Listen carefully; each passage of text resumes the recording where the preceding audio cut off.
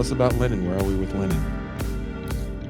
Uh, all right. So, you covered volumes 10 to 15, which covered the first three Duma periods, the third Duma being one that lasts for quite a bit. The first Duma is um, the most democratic, but the Tsar, the Duma is a kind of parliament that the Tsar grants after the October Manifesto, the revolution of 1905, yada yada.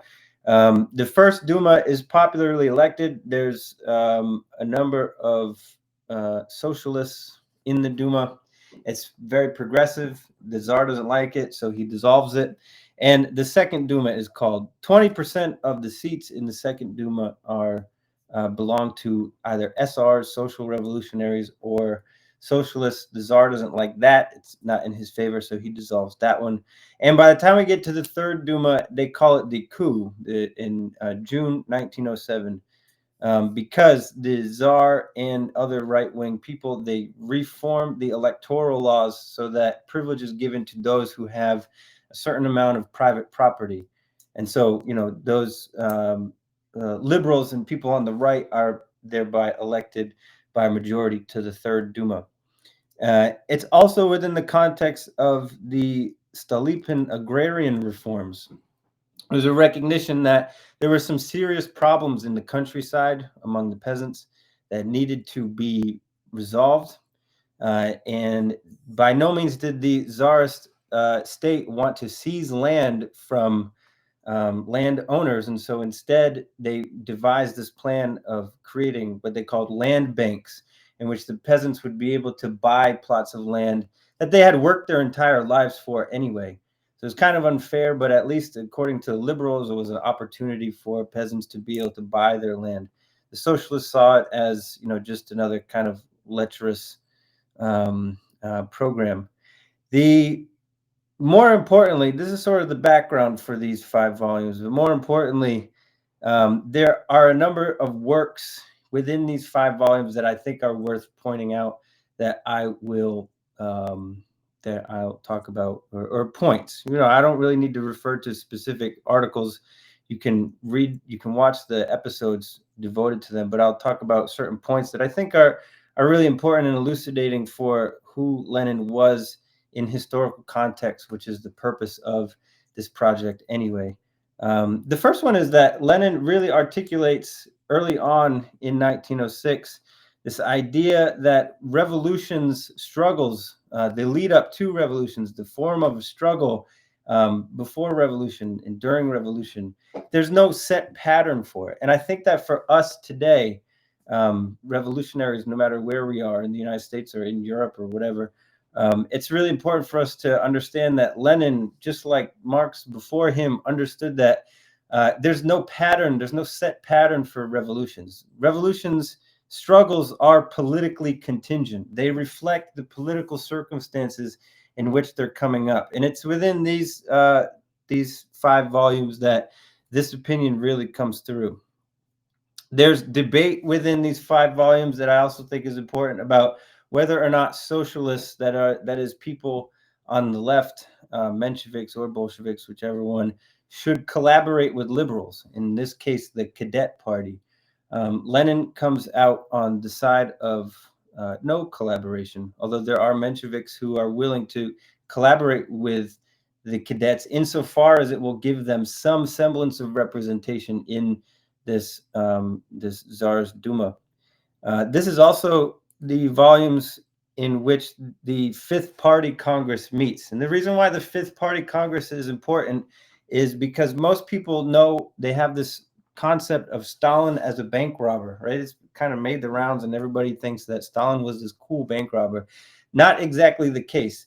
In fact, Stalin didn't participate in the Tbilisi bank robbery. He helped coordinate it, but from afar.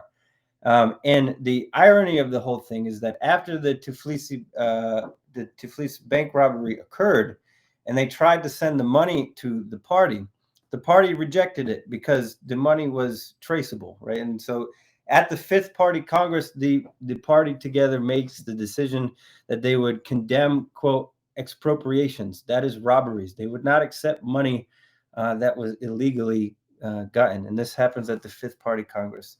There's another important theoretical contribution in these 5 volumes about boycotts that I think is worth thinking about today in our own terms, right? And again, a big part of this whole entire project is to look at the ways in which Lenin's ideas and his approaches to certain things changed over time and how he was a very contingent historical figure. But in any way, he talks about boycotts, and there's debates, questions about whether or not socialists should boycott the Third Duma. And he comes up with this idea that boycotting an existing institution is pointless. Instead, socialists should be engaging with the Third Duma to try to use it as an avenue through which to spread propaganda. He says, if you want to boycott an institution that's new, like they did in 1905 at the Beligan Duma, the first Duma, it was a brand new legislative body, and they boycotted it, and it was successful. If you want to boycott a new institution, that shows that you're abstaining from participating in something that doesn't yet exist but is striving to exist. But to boycott something that has existed for a long time, it doesn't really make much sense, according to Lenin. These 5 volumes also include one of his bigger, more famous works, Materialism and Empirio-Criticism.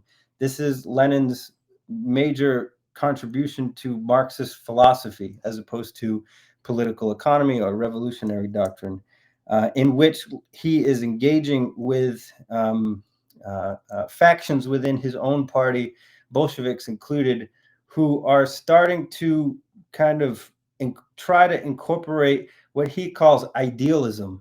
That is this idea of the world not really existing outside of yourself. And he comes up with this theory, or this kind of conclusion, that the danger of this kind of idealism is that if you begin to believe that there is no world outside of yourself, then that would imply that suffering is not real.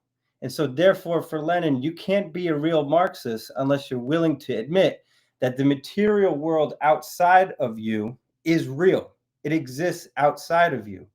But if you take the opposite, the idealist approach, and you say the world is, what I imagine it to be, it's all a construct of my mind, then that's fundamentally un-Marxist, because that would imply that struggle isn't real, that you have made it up.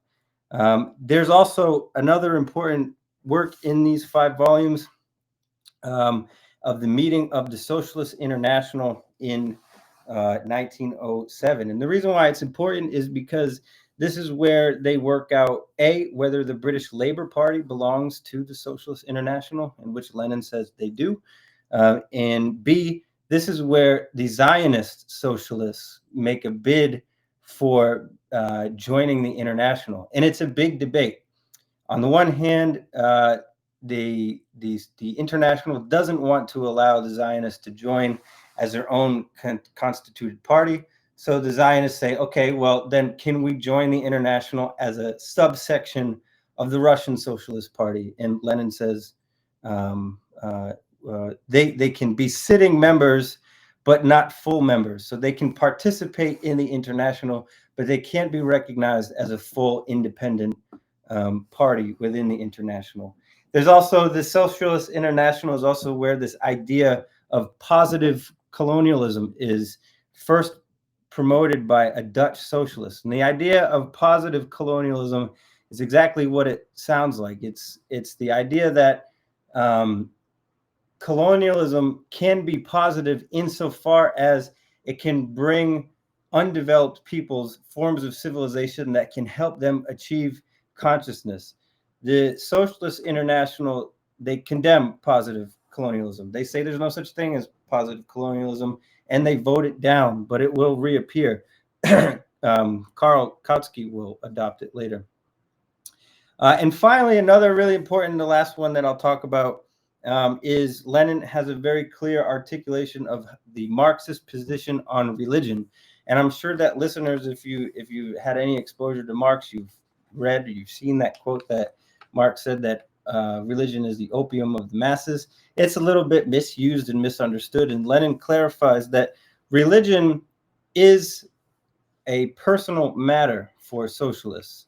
Of course, orthodox hardline socialists such as himself are atheistic because they're educated and they understand that the supernatural deities are just that. They're constructs of human ignorance, and the idea that if you are educated enough, if you can be educated, then every worker is capable of casting away these religious ideas. But he says that it's not a good idea to shame people for the religion that they practice. In fact, all that's going to do is make people angry at you and not want to join your movement.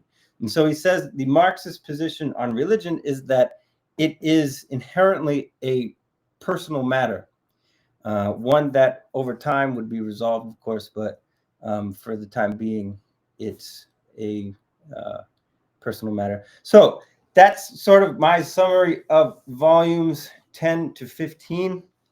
It has been good in the month of November to not have to speed read an entire volume. A slight break, but I'm eager to get to volume 16 now. And so the next recap will be 16 to 20. So.